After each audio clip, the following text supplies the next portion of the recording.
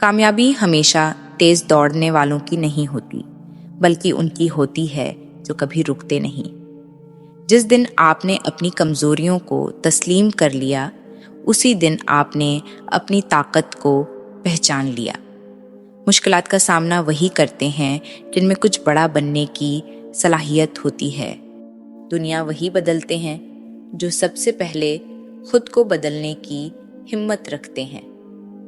کامیابی اس وقت قریب آتی ہے جب انسان بہانے بنانا چھوڑ دیتا ہے۔ جو لوگ آپ کو نیچے گرانے کی کوشش کرتے ہیں، وہ پہلے ہی آپ سے نیچے ہوتے ہیں۔ اگر آپ ہمیشہ محفوظ راستہ چنیں گے تو آپ کبھی غیر معمولی نہیں بن پائیں گے۔ دنیا آپ کی مشکلات نہیں بلکہ آپ کی کوششوں کو دیکھتی ہے۔ صبر کرنے والے ہمیشہ سب سے بڑے انعام کے حقدار ہوتے ہیں۔ جو چیز آپ کو توڑ نہ سکے وہی آپ کو مزید مضبوط بناتی ہے۔ دوسروں کو بدلنے کے بجائے خود کو بہتر بنانے پر توجہ دیں۔ اگر خواب بڑے دیکھے ہیں تو قربانیاں بھی بڑی دینی ہوں گی۔ ہار مان لینا ہمیشہ سب سے آسان راستہ ہوتا ہے، مگر جیتنے والے کبھی آسان راستہ نہیں چنتے۔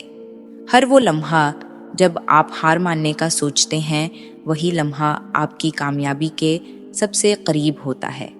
دنیا میں سب سے زیادہ طاقتور چیز امید ہے اور سب سے کمزور چیز شک۔ جو لوگ ناکامی سے نہیں ڈرتے، کامیابی انہی کے قدم چومتی ہے۔ جب آپ کو لگے کہ سب ختم ہو گیا، تبھی ایک نیا آغاز آپ کا انتظار کر رہا ہوتا ہے۔ اگر آپ کی منزل بڑی ہے تو راستے میں مشکلات بھی بڑی ہوں گی۔ خواب دیکھنے والے بہت ہوتے ہیں، مگر ان کو پورا کرنے والے بہت کم۔ ہمت وہی لوگ ہارتے ہیں جو اپنے خوابوں پر یقین کھو دیتے ہیں۔ جو لوگ راتوں کو جاگ کر محنت کرتے ہیں، وہی صبح کی روشنی میں چمکتے ہیں۔ اگر ہم بستری میں عورت کو خود سے پہلے فارغ کرنا چاہتے ہو تو اس کی ایک جگہ کو چہولو، وہ فارغ ہو جائے گی۔ عورت کو جلدی فارغ کرنے کے لیے اس کی اندام نہانی کے اوپر حساس حصہ کو نرمی سے انگلیوں یا زبان سے رگڑیں، یہ اسے تیزی سے لطف اور تسکین دے گا۔